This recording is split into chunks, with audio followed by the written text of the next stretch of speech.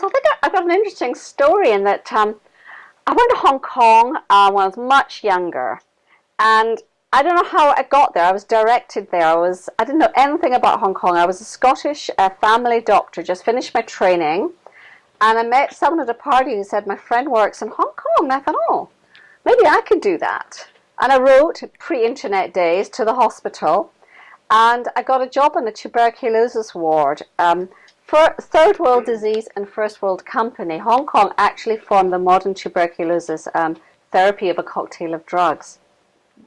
Didn't know they spoke Chinese, it was hot or anything, didn't know anything. So I exchanged, I went to Glasgow University and I exchanged that sort of wet, damp coldness for the 94% humidity and 34 degrees of Hong Kong. And then these are Vietnamese boat people. There was a lot of economic and political migrants. We had to build camps. We built camps for these guys. And one person had tuberculosis, and then the whole boat would get them. And so I was in charge of this. But what's interesting is tuberculosis was traditionally in the golden age of light therapy. And by the way, they do call me the light doctor, because that's my sort of super specialty and superpower. Please have a seat anywhere. So they call me the light doctor, and the golden age of light therapy was the 19th century, or pre-antibiotics, right? Pre-antibiotics. So pre-1940.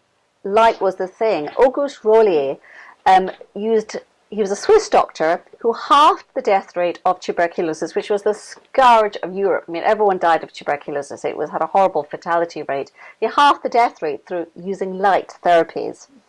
They used to put them to, sanatoriums in Switzerland. Yes, it was fresh air, but also they felt they had very pure light there. So there was an interesting light connection. And the other connection is that I discovered many years after coming to Hong Kong, I didn't know anyone, as I said, no family or anything, that one of my ancestors, as a single lady, same age as me, came from the same area of Scotland to spread the light in China. She was a missionary. So she obviously thought she was spreading the light as a missionary, as I do with my light work.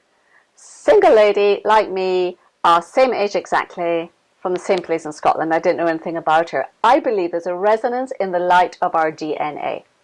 And I think we'll hear a lot more about this in the future. Our DNA do produce photons of light. Photons are the tiny particles.